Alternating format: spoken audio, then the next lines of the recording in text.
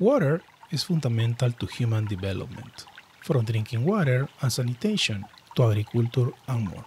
You listen to Water Stories, a podcast series where you will learn everything about securing water, energy, and food security for all of us.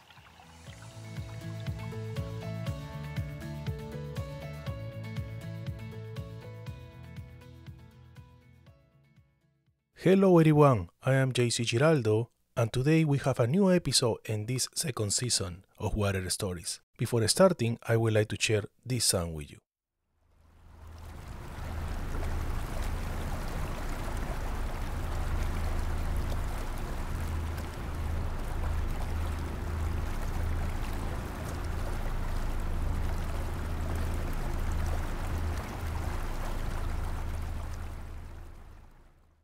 Okay, this sound is the sound of a Thailand riverboat on the Mekong River. It was interesting to start in this way because today we will discuss with our guest, who is based in Thailand, about the Stockholm Environment Institute initiative Water Beyond Boundaries and the community-based ecosystems in the Lower Songkhram River Basin.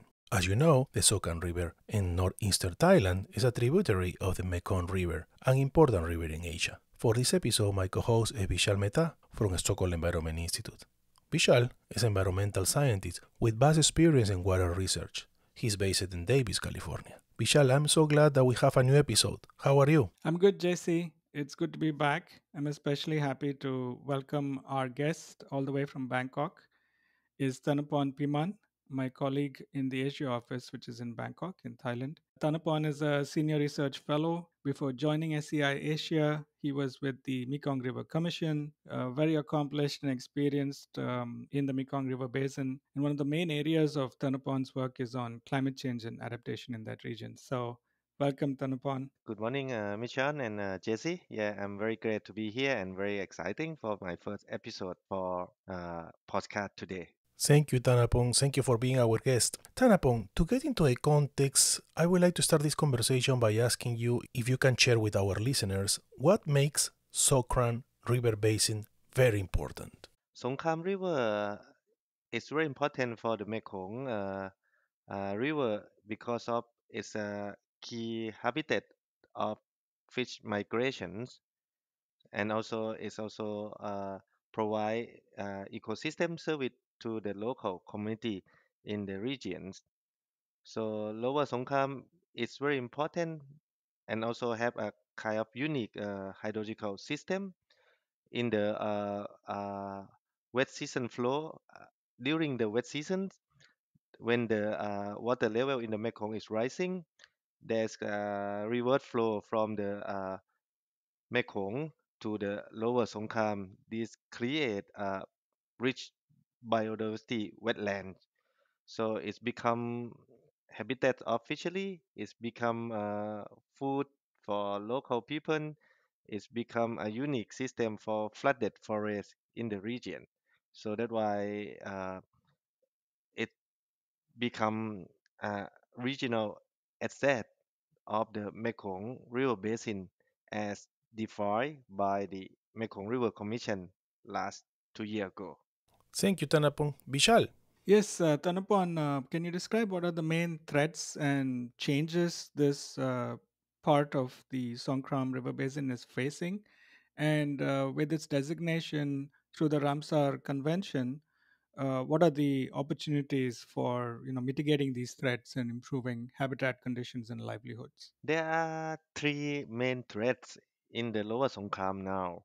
One is regarding to the changing of hydrological conditions in the Mekong rivers because of large uh, reservoir development in the basin. So those reservoirs have modified the seasonal flow. They try to redistribute wet season flow to the dry season flow. So it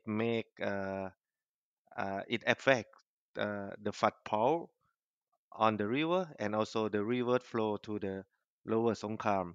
So that's why now the hydrological condition in lower Songkhram it changing, and of course because of the changing it also have implication to the fish migration, to the fishermen. They had lost their kind of nature national was that they lost kind of natural kind of condition. So that is one key threat in the Lower Songkhram now. Second is also linked to the overuse of the ecosystem resort in Lower Songkhram, particularly overfishing from the local community. In the past, local community fishing uh, for food for kind of small scale economic development in the village or in the community. But however, because of the fish of Lower Songkhram become famous, you know, not only the fresh fish but also kind of dry fish in example, you know, that's why when demand is increasing so supply have to be increased too, so that's why local people have kind of over catch of fish that also make fish population degradation somehow. And the last threat is linked to the land use change, and also how to say that fertilizer from chemical fertilizer from the agriculture sector that also lead to water quality degradation. So many flooded area or forest, community forest in the Lower Songkhram have turned to agriculture area. So that's also destroy the key habitat, of bird and fish in the Lower Songkhram. Thank you, Tanapong. I know that fisheries play an essential role in the sustainable economy in the Songkhram River Basin, and this is related to community basin ecosystems. In August 2022, you published a brief with your colleague Ridi Saluja on the website of the Stockholm Environment Institute entitled "The Wetlands of Lower Songkhram River Basin Needs Collaborated Conservation." And you mentioned this concept. How would you describe the concept of community-based ecosystems? Yeah, when we conduct the field research on the ground, we have a chance to interview and talk with the community. We found that some community there is a leader by the woman. That's very great, and also I think they're very keen on protecting the ecosystem. In example, community forest. They also try to promote how to use the forest product in sustainable way. In example, second, we also see that the community among the community itself, with maybe support from the local government, they try to establish, the fish conservation zone along the river. And the third, I think, action that I see is very important. Also, they work with the fish, Department of Fishery, to uh, to try to set a rule on fishing. So that's why during now the migration of fish, period, they are not allowed to catch any fish anymore. So they would like uh, fish to have time to breeding, to grow and to return back to the Mekong. So that kind of a concrete example that we found from our research under the Water Beyond Boundary initiative. Tanapon, before giving the pass to Vishal, the basin is based on fishing, right? And food plain agriculture. Yes. So my question is it 50% fishing and 50% food plain agriculture, 60%, 40%? How is the balance of this in the communities of the basin, in your opinion? Okay, so mostly of the community, most community people there have the main occupation on the right farming. That is the first kind of economic part, and fishery is more like a secondary job, for them during the flood period. So that is a kind of nature of the local economic there. So right farming is the first kind of occupation, for them. So they go right for food for sure, and then for selling. Uh-huh. Then during the flood, because they don't have land for farming anymore, so that's why they turn themselves into the fishermen. Uh-huh. So that is kind of the culture over there, right? And fish is their culture. Yeah. Vishal. Yes, Tanapon. So you had mentioned that this area is now part of the Ramsar Convention on Wetlands and is recognized as such.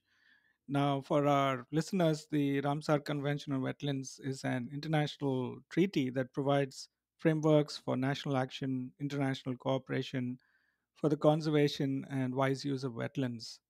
So there are, I think, more than 170 contracting parties and more than 2,400 wetlands under this convention.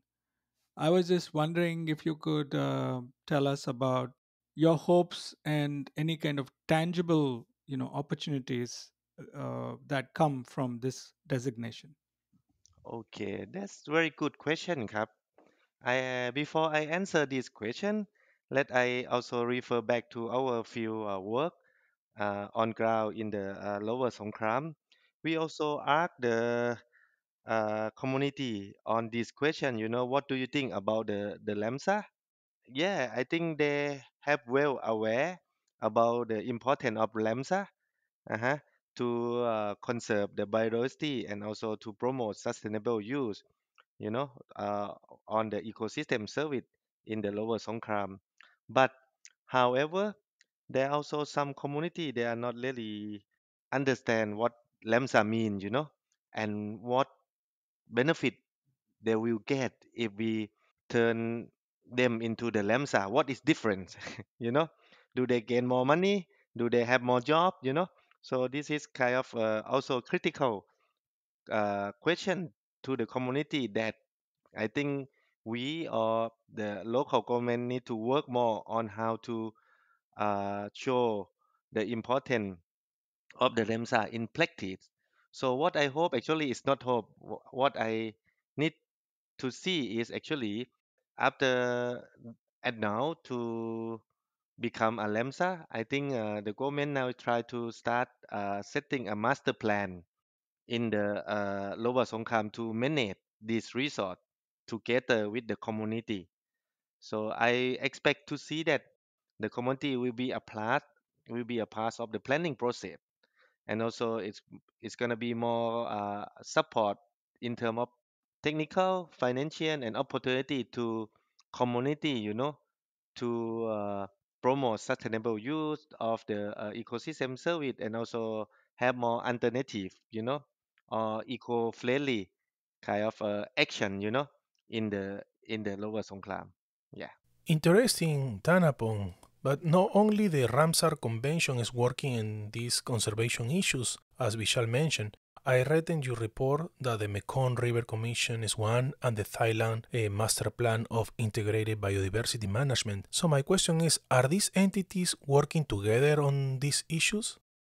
Yeah, that is also a kind of good kind of question too, because of the Lower Songkhram is not only the national contact to do like Thailand, because the downstream is connect to the Mekong. So it's important that the three key players have to work together. Yeah, but currently there is also a mechanism through the Mekong River Commission that they try to connect between the regional contact and national contact to provide the platform or kind of table to discuss how the Mekong is linked to the Lower Songkram and what kind of regional support that need to be addressed, at that basin. But however, I see that it's not enough as I see the current practice. They have only few time meeting and also they are not really well connected to the local level yet. So that's why I think the challenge now how to link these three levels together in the same time to make sure that the dot is well connect and to make sure that the voice from the local community is a part of decision process or they may have some power to make also their own decision. So that is something that I think it need to be addressed more effective, in the current way. So Tanapan, I'm glad you mentioned about the different scales. There are the national and international scales and the local scales. And so I was wondering about community based, at the local scale, the community based adaptation measures. Two questions. One is in Thai governance systems and culture, are community based systems and governance systems well established historically that such efforts have, higher success rates, or is this something new in the country?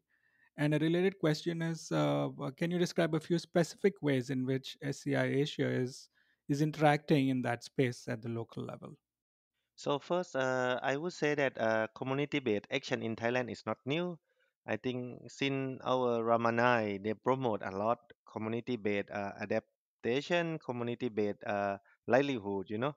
So it's well established in Thailand. So and also in terms of governance structure, we already decentralized the power to the local government, you know, on supporting community to develop kind of their own agenda. So I think there's well kind of address on this issue already. But however, not only the community scale, some issue is beyond the community scale. I come back to like a Mekong, you know, the community itself, they cannot manage the river flow back to the Mekong, right? And also they cannot also control the upstream, let's say, flow from other province.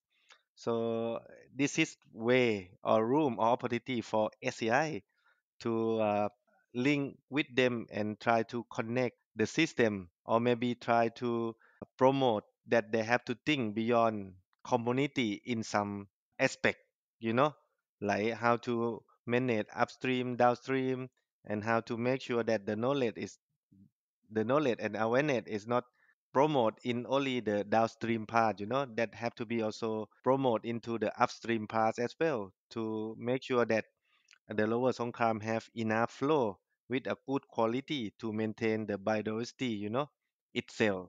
Yeah. So what kind of activities are you doing with these communities? If you'd like to Okay. describe one or two. Yeah. So first we try to again to kind of valuation of ecosystem service, because as I mentioned in the previous question about the key traits, you know, we would like now to compare between the past, let's say 15, 20 year right now, you know, how much the ecosystem valuation, you know, different from the past and why, you know, that is one that we would like to know. And this answer can also help the government to update the plan or better understanding the new context, you know, in the Lower Songkhram. Second, we also support the local government and national government in Thailand to develop kind of the tool to monitor the wetland health through remote sensing kind of technology, you know, as we know that's very advanced now, and also this is a large area scale, so human resource may not enough to monitor this kind of large scale changing. So that's why we introduce the kind of remote sensing technique, you know, to support them have a bigger picture in terms of monitoring. And apart from monitoring, we also develop kind of modeling system, you know, to assess the different scenario of the Lower Songkhram for planning purpose. As I mentioned, we would like to bring key actor on the table and try to bring them on the kind of big picture. You know, if you do that, what happened with this, and if we do this, what happened with that. You know, this will give them more idea, and based on the scientific information, you know, for planning purpose. So that two main kind of contribution right now for our kind of work under the Water Beyond Boundary project. But at the end, we also expect that from this kind of information, we can influence the decision in different level to consider the importance of the ecosystem and biodiversity in the development plan.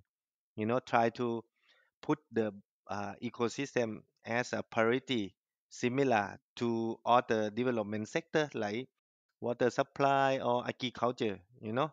So that's gonna be make kind of sustainable way for the Lower Songkram. Thank you, Tanapon. Tanapon, currently on the planet we have more frequent rains, droughts, floods, change in the weather patterns, etc. In your opinion, how do the community members around the basin react to this situation? Are they resilient?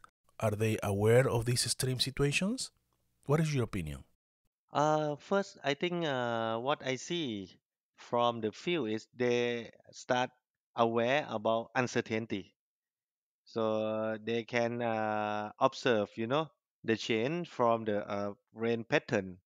In example, normally the rain in Thailand should begin in May, but right now they feel that the rain come late of May or in June, in example. So that's why some, let's say not all, some community that have resilient, they start adapt by themselves first. Try to, not planting right in the same time in May, but they try to plant it gradually, like maybe 30% of the area first in May. If the rain come, then they increase the area of planting. In example, that is kind of one adaptation on ground that we observe from the field survey. Secondly, is also they have more kind of aware about weather forecast, weather information through the mobile app or through the news now. I think community aware on this kind of information for their planning on agriculture or fishery, in example. But however, I mean, some community also still vulnerable because of many kind of conditions like education, poverty, or maybe a landowner. They don't have much options for adapt.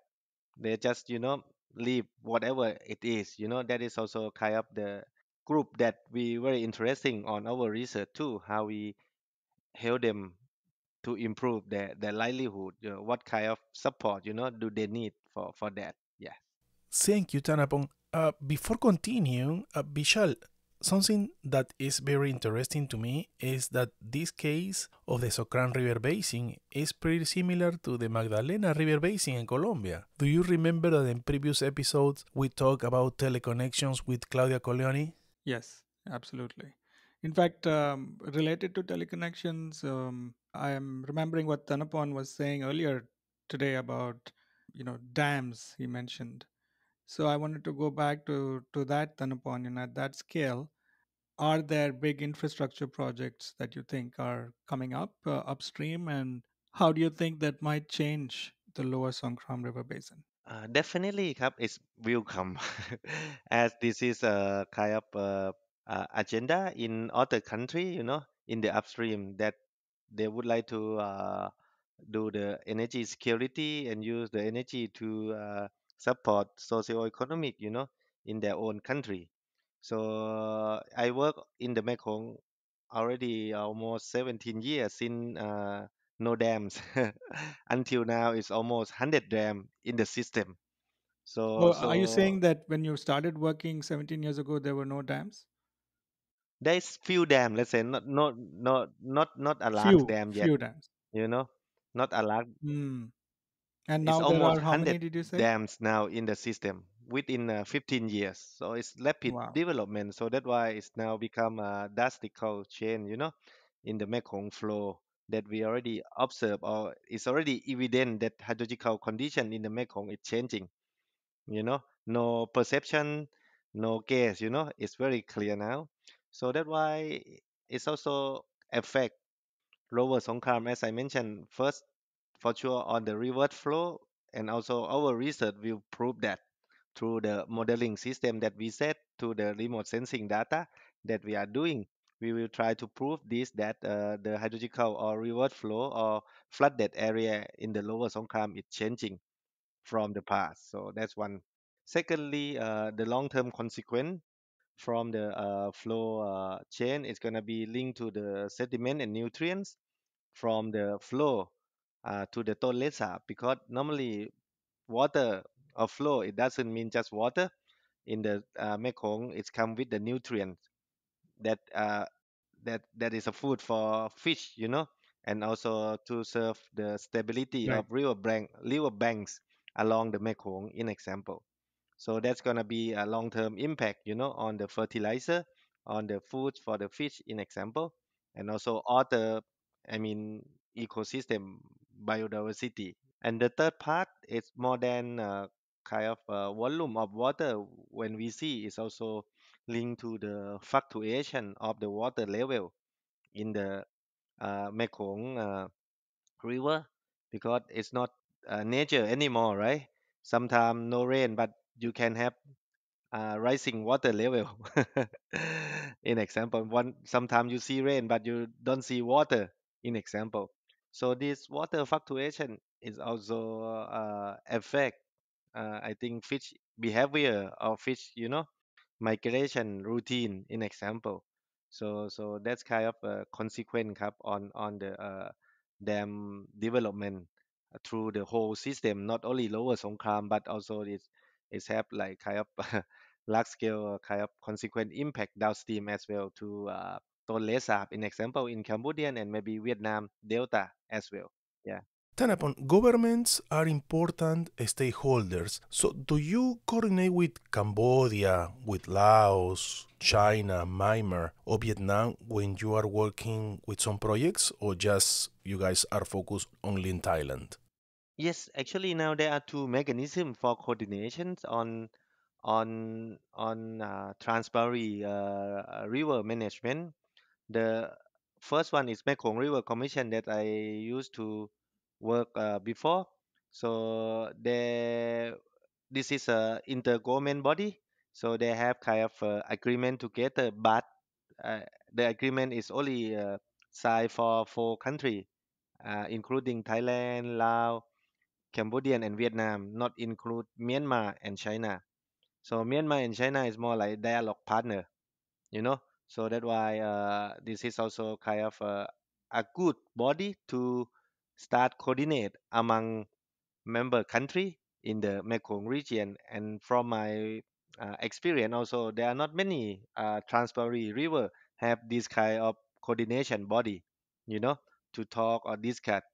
Of course, even we know that they're gonna have dam development somewhere somehow, but at least they, beforehand, because they have kind of procedure for notification, in advance. Uh-huh. So that's kind of a mechanism that MRC Mekong River Commission have. But however, the recently year, last 4 or 5 years, there are new cooperation mechanism called Lan Chang Mekong Cooperation that lead by China. Also set up a kind of platform or room to dialogue now among 6 countries, you know. So in this cooperation, water is one issue also that they established, but it's beyond kind of water resource management. They also have other kind of economic development aspect in this cooperation as well. So this is kind of two main mechanism now for six government, to discuss, debate, negotiation, Uh-huh. Yeah. Tanapon, before wrapping up, do you have any personal experience that you have had in the river basin, that you would like to share with the audience? Yeah, I think my greatest experience is now the community is kind of actively, to learn, to adapt, and they're open for everything, to make sure that the kind of environmental or ecosystem service will be able to continue for the next generation. That is what I very kind of feel great, when they talk about the new generation, how to conserve biodiversity, how to conserve ecosystem service, how to conserve community forest to the next generation.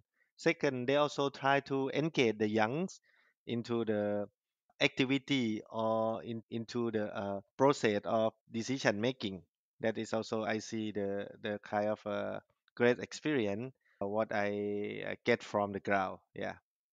Thank you, Tanapon. Very interesting. Vishal, is there anything that you would like to add to this conversation? Just sharing a thought I had about how these tensions in development are age old and continue, it seems, forever. For example, development and development for whom? For example, when Tanapon was talking about 100 dams being built in 15 years on the Mekong, I was just thinking about recent news that in the western U.S. in the Klamath River Basin they are taking down a few dams, removing them to revive salmon fisheries that native peoples relied on for ages and ages. So we have different things going on in different places and different stories, and who matters and development for whom. These are some of the thoughts I've had through this conversation. But apart from that, I just wanted to thank Tanupon. It's a pleasure to have you in our Davis office and on this podcast, Water Stories. Tanapong, I enjoy this conversation with you and Vishal, and I don't know if you would like to add something else. No, I'm also glad to have this podcast to also to share experience in the Lower Songkhram to wider audience, and that is also one of aspect of our project, to bring Lower Songkhram to the global attention, and also that's gonna return to the Lower Songkhram in terms of experience or technical support, like Michelle mentioned that we also try to say that US now try to remove the dam. Do you want to repeat the same pathway, but our kind of role in terms of scientist, that is our role, but in terms of decision is still a complex sphere, it's not only this kind of remark, they have to consider, I think, many factors before they make a decision, but at least I believe that they should have kind of second thought, or third thought before make a critical decision right now. So yeah. Thank you, Tanapon. My last comment will be that when I read your report, one of the key recommendations is empower local communities. And I couldn't agree more with you because the communities are essential to implement all kind of process. Thank you so much. Thank you very much. Yeah. Vishal, thank you so much. Until the next episode. Until then, thank you all. Thank you. Thank you so much, everyone. Don't forget to follow us on Spotify, Apple Podcasts, Google Podcasts. Stay tuned to our next episode.